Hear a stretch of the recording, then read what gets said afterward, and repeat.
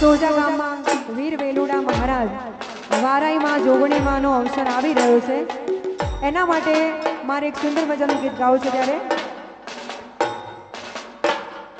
હે વીર વેલુડા બોલે દુનિયા ભીડોલે, વીર વેલુડા મહારાજ બોલે દુનિયા ભીડોલા.